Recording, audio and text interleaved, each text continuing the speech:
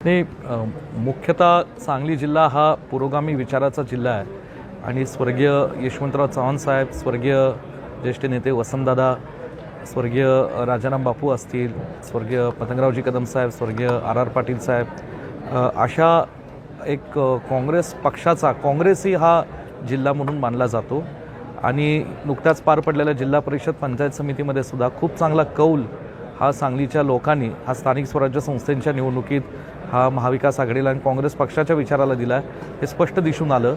आज तालुका पंचायतीचेही निकाल आपण पाहिले तर सभापती होत असताना सत्ताधारी पक्षाचे फक्त एकूण 10 तालुक्यामध्ये 3 तालुक्यामध्ये हे सभापती झालेत, 7 तालुक्यामध्ये महाविकास आघाडीचे हे पंचायत समितीचे सभापती झालेले आहेत। त्याचबरोबर आज जिल्हा परिषदेमध्ये सुद्धा विशेष करून काँग्रेस, राष्ट्रवादी, शरद पवार साहेब गट आणि याच ठिकाणी राष्ट्रवादी अजितदादा गट आणि जिल्ह्यातील आमचे नेते आदरणीय जयंतराव पाटील साहेब, आमचे खासदार सन्माननीय विशालदादा पाटील आणि अनेक नेतेगण, आदरणीय ज्येष्ठ नेते शिवाजीराव नाईक साहेब, आदरणीय ज्येष्ठ नेते अजितराव घोरपडे साहेब या ठिकाणी असतील, आमचे जिल्हाध्यक्ष विक्रमदादा सावंत, देवराजदादा पाटील, सगळी ज्येष्ठ मंडळी ह्यांनी जी ताकद लावली त्यातनं हे समीकरण जमलं आणि आज राष्ट्रवादी काँग्रेस पक्षाचे अध्यक्ष हे वाळव्या तालुक्यातले झालेत आणि ज्या पलूस कडेगाव मतदारसंघातनं 8 जिल्हा परिषद सदस्य काँग्रेसचे निवडून आले, तिथून पलूस तालुक्यातल्या एका तरुण कार्यकर्त्याला ऋषिकेश लाड ह्यांना उपाध्यक्ष करण्यात आलं। त्याबद्दल मी जिल्ह्यातल्या सर्व महाविकास आघाडीच्या सदस्यांचाही आभारी आणि लोकांच्या आभारी। एक भावनिक प्रश्न काही असतं तर काय वाटतं? नाही, खरं सांगायचं म्हणलं तर काँग्रेस पक्ष म्हणून या जिल्ह्यामध्ये विशालजी पाटील आणि आम्ही आमच्या काँग्रेसच्या उमेदवारांना उभं केलं, ताकदीने आम्ही लढलो, त्यामध्ये कार्यकर्त्यांचं खूप मोठं यश आहे।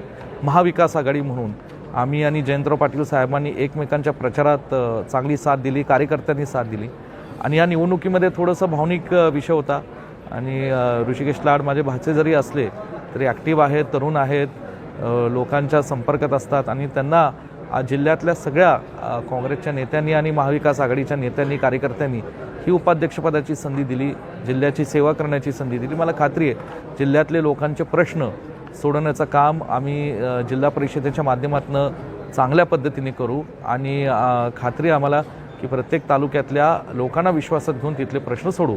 आनंद झाला असता निश्चित स्वरूपात आज भारतीताई असती तर हे आनंद मोठा असता आणि एक भाऊ म्हणून मलाही आनंद आहे की आज म्हणजे त्यांच्या मुलाला, माझ्या भाचाला आज सदस्य केल्यानंतर उपाध्यक्ष करण्यामध्ये मला आणि आम्हा सगळ्यांना मोठं यश मिळालं। त्यामध्ये जयंतराव पाटील साहेब, विशालजी पाटील आणि पुन्हा एकदा सगळ्या जिल्हा परिषद सदस्यांचं जे सहकार्य मला मिळालं त्याबद्दल मी त्यांचा आभारी आहे। महापालिकेच्या निवडणुकीनंतर जो आम्हाला यश मिळालं, महापालिकेत चांगलं यश मिळालं होतं आणि जिल्हा परिषदेत ह्याच्याहून वाढीव यश मिळालं।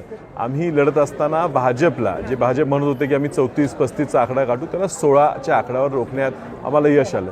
अर्थात सत्तेचा पूर्ण दुरुपयोग करून, पूर्ण वापर करून ह्या ठिकाणी मॅन्डेट, लोकांचा कौल हिसकावून घ्यायचा प्रयत्न खूप केला गेला, आमिषं दाखवली गेली, सगळे प्रकार केले गेले, दबाव टाकले गेले, पोलिसांचा वापर करून रात्री जेवणाच्या ठिकाणी जमलेल्या आणि राहत असलेल्या लोकांसुद्धा त्रास देण्यात आला आणि ह्या सगळ्यातून आज आमचे सदस्य ह्या ठिकाणी धाडसाने येऊन स्वतः, आम्ही त्या ठिकाणी यायची गरजही नव्हती, मात्र विद्यमान 2 आमदार, माजी खासदार हे ह्या ठिकाणी ह्या प्रक्रियेत हस्तक्षेप करण्यासाठी गॅलरीमध्ये येऊन बसून दबाव टाकून सुद्धा लोक आमच्यावर राहिलेली आहे। आज 34चा आकडा मिळून अध्यक्ष उपाध्यक्ष निवडून आलेले आहेत। आता येणाऱ्या सभापती निवडी त्याच्या पुढच्या काळात हा आकडा वाढत जाणार।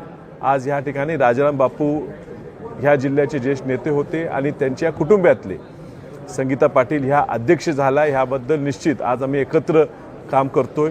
ज्या राजाराम बापूंच्या बद्दल काही अपशब्द वापरले गेले, जनतेने हे उत्तर दिलेलं आहे आणि त्यातून त्यांच्याच घरातल्या आज कन्या आज ह्या ठिकाणी अध्यक्ष झालेले आहेत आणि स्वर्गीय डॉक्टर पतंगराव कदम साहेब, ज्यांच्या खूप मोठं योगदान ह्या सांगली जिल्ह्याच्या, ह्या राज्याच्या विकासासाठी आहे, त्यांचा नातू आज ह्या ठिकाणी उपाध्यक्ष झालेला आहे। हा वसंतदादा कुटुंबियांना आणि सर्व सांगलीकरांना खूप मोठा अभिमान आणि आनंद आहे आणि त्यामुळे आता ह्यांच्याकडनं अपेक्षा वाढलेली आहे। निश्चितच जे लागेल ते सहकार्य करून येणाऱ्या दिवसात ह्या सगळ्यांच्या माध्यमातून, ह्या निवडणाऱ्या लोकांच्या माध्यमातून सांगली पुन्हा एकदा अति चांगली करायचा आमचा प्रामाणिक प्रयत्न राहील। थँक्यू। पण एक उल्लेख, अभिजित पाटील तिने एक सदस्य असताना सुद्धा महाविकास आघाडीबरोबर खंबीरपणे उभे राहिले म्हणून त्यांचा विशेष उल्लेख आणि आभार.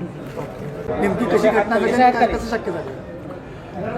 जिल्ह्यामध्ये निवडणुका झाल्या त्यावेळी राष्ट्रवादी काँग्रेस, शरदचंद्र पवार पक्ष, काँग्रेस पक्ष आणि उद्धव बाळासाहेब ठाकरे यांचा शिवसेना पक्ष या 3 पक्षाचे मिळून 30 सदस्य निवडून आलेले.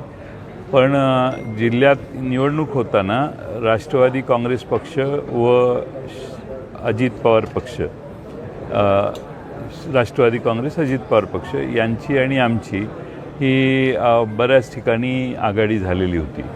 त्यामुळं त्यांचेही 6 सदस्य निवडून आलेले होते आणि त्यामुळं हा निर्णय हा अनपेक्षित नाही आहे, हा अपेक्षितच निर्णय आहे. मी या निमित्ताने या जिल्ह्यात आमचे खासदार विशाल पाटील, माजी मंत्री माननीय विश्वजित कदम साहेब, त्याचबरोबर आमचे तासगावचे नेते सुरेश पाटील, त्याचबरोबर माननीय राष्ट्रवादी अजित पवार पक्षाचे नेते माननीय शिवाजीराव नाईक साहेब, अजितराव घोरपडे साहेब, विलासराव जगतापजी, त्याचबरोबर विक्रम सावंत आणि राजेंद्र देशमुख या सगळ्यांनी आम्हाला, आणि मानसिंगराव नाईक आणि मनोज शिंदे या सगळ्यांनी मिळून या निवडणुकीत आम्हाला जे सहकार्य केलं त्यामुळं हा आमचा यशस्वी झालं. मी त्या सगळ्यांचे आभार मानतो. खास करून मी रोहित पाटील आमचे आमदार हे आज आले नाहीत, पण त्यांनी सर्व अधिकार आमचे माननीय सुरेश पाटील भाऊ यांना दिलेले होते. त्यामुळं आम्ही एकसंघपणाने ही निवडणूक लढवली आणि